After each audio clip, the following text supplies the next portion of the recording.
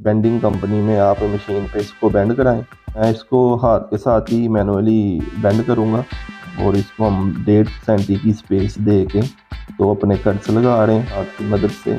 मैं इसको पीस को बेंड कर रहा हूँ। अभी मैं बहुत सफाई में इसको कर रहा हूँ। राइट एंगल की मदद से हम अपना साइज चेक करते हैं कि हम इनको हम रिवर्स की मदद से यू के अंदर लगा रहे हैं। तो इसके बाद इस पीस के ऊपर हम अपनी हाइट की मार्किंग करेंगे। तो इसका प्रोफाइल जो है वो ट्यूब का साइज 2x10 है, फ्रेम है वो दोनों बन गए हैं। तो जो हमने जो हाइट ज़्यादा जो काम है इसमें 0 की डिग्री का काम है ये।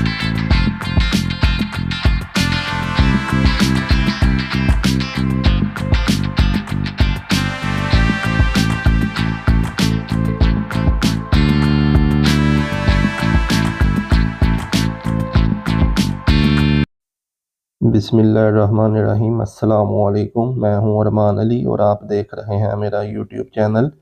आज मैं आपको इंशाअल्लाह परगोला डिज़ाइन बनाने का तरीक़ाकार बताऊंगा। तो अपनी वीडियो शुरू करते हैं। सबसे पहले हमने अपनी इस विड्थ के पीस को मार्किंग करनी है, क्योंकि हमने इस पीस को बेंड करना है और बेंड करके यू की शक्ल बनानी है। तो हमने इसको अपना साइज़ के मुताबिक इसकी दोनों साइडों पे मार्किंग कर ली है।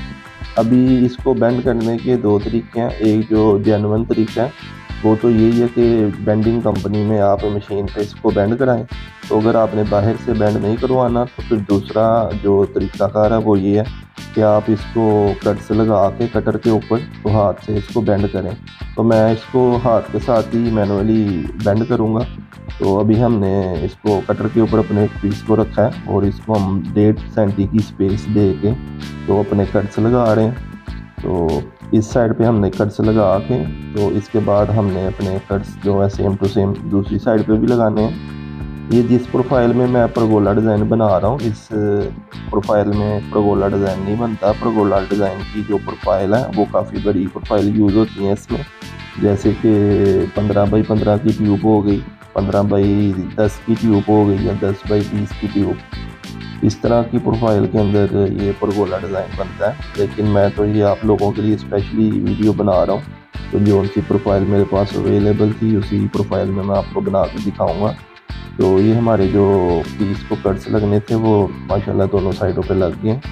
अभी जैसा कि आप देख रहे हैं हाथ की मदद से मैं इसको पीस को बेंड कर रहा हूँ।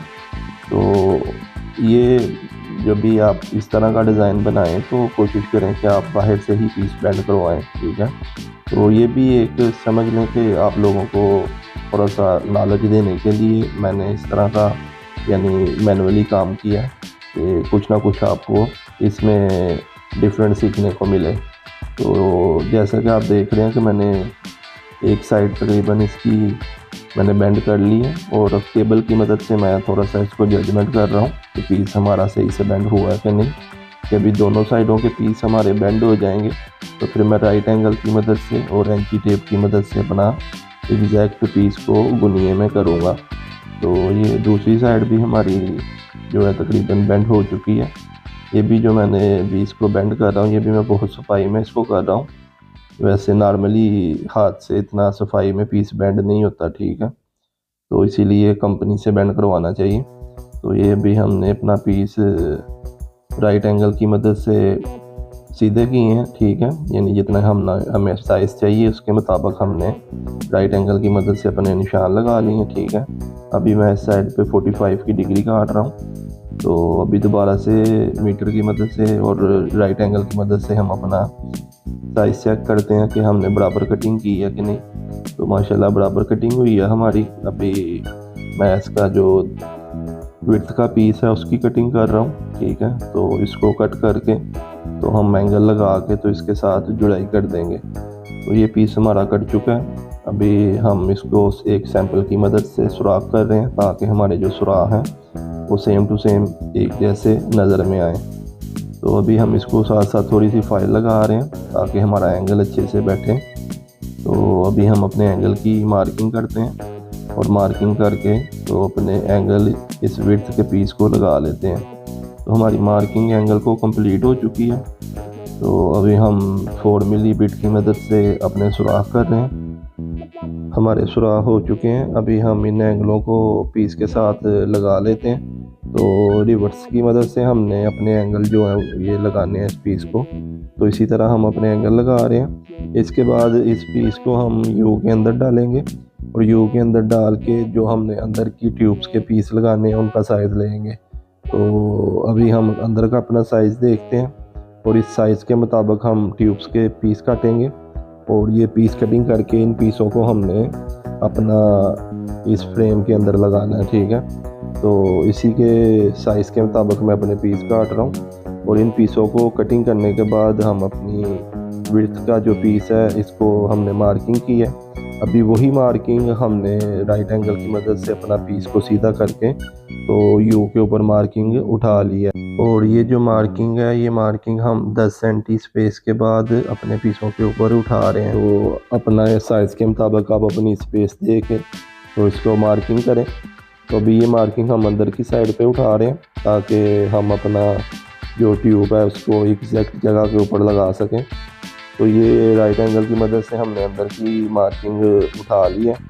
अभी हमने जो ट्यूब मैंने बेंड की है इसका एक मैंने छोटा सा सैंपल कटिंग किया है और वो सैंपल का पीस अभी हम रख के तो अपने एंगल लगा रहे हैं। जो सा सेक्शन आपने लगाना होता है वही सेम सेक्शन का आप एक सैंपल काटें ताकि आपके जो एंगल है वो उसी जगह के ऊपर लगे जिस जगह के ऊपर आपने उसको एग्जैक्ट लगाना है। तो इसलिए हमने सैंपल एक काटा और उसी की मदद से हमने अपने एंगल जो है वो लगा रहे हैं। तो ये तकरीबन हमारे हाफ एंगल लग चुके हैं। तो बाकी एंगलों को भी हम अपने सैंपल की मदद से सीधा करके लगाते जा रहे हैं। तो ये हमारे यू को एंगल लग गए हैं। इसी तरह अभी हमने अपने दूसरे बीट्स के पीस को भी एंगल लगा लेने हैं। तो हमारे दूसरे बीट्स के पीस को भी एंगल लग गए हैं। अभी यू के बीच के जो हमने ट्यूब्स के पीस काटे हुए थे अभी हम उसको लगाते हैं। तो इनको हम रिवर्स की मदद से यू के अंदर लगा रहे हैं। तो ये हमारे एक साइड पे तकरीबन ट्यूब्स के जो पीस है वो लग गए। तो अभी हम दूसरी साइड का जो हमारा विड्थ का पीस है इसको अंदर डालते हैं और अंदर डाल के तो अपने जो फ्रेम है इसको कंप्लीट करते हैं। तो ये हमारी जो विड्थ का पीस है ये हमने अंदर डाल लिया। अभी इस पीसों को अच्छे से बैठा के तो हम अपनी जो रिवर्स है बाकी वो भी लगा लेते हैं। तो अभी हम नीचे की साइड पे इसको रिवर्स लगा रहे हैं, ठीक है। तो रिवर्स लगाने के बाद ये हमारा जो टॉप का समझ लें फ्रेम है ये कंप्लीट हो जाएगा। इसके बाद इस पीस के ऊपर हम अपनी हाइट की मार्किंग करेंगे। तो अभी हम हाइट की मार्किंग करते हैं। इसमें हमने 2 पीस राइट साइड में हाइट के लगाने हैं और 2 पीस लेफ़्ट साइड पे। तो अभी हम सैंपल की मदद से अपने एंगल लगाए हमने एक साइड पे सेम टू सेम। इसी तरह 2 एंगल हमने दूसरी साइड पे भी लगा लेने हैं। इसके बाद जो हमारी अभी हाइट है इसमें हमने यूज़ करनी है। उन हाइटों पे भी हमने अपनी मार्किंग उठा लेनी है क्योंकि इसमें हमने 4 पीस लगाने हैं 3 बाई 3 के ट्यूब के डिज़ाइन के लिए। तो इसको आप विड्थ के पीस भी बोल सकते हैं। तो 3 बाई 3 का हमने यानी अंदर इसके डिज़ाइन डालना है ट्यूब का।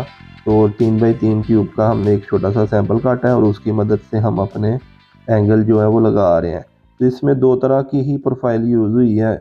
जो हमने फ्रेम बनाया है ब्लैक कलर का इसका प्रोफाइल जो है वो ट्यूब का साइज़ 2 बाई 10 है और ये जो अंदर अभी हमने क्रीम कलर का डिज़ाइन बनाया छोटे पीस लगाए हैं विड्थ के तौर पे इनका जो साइज़ है ट्यूब का वो 3 बाई 3 है।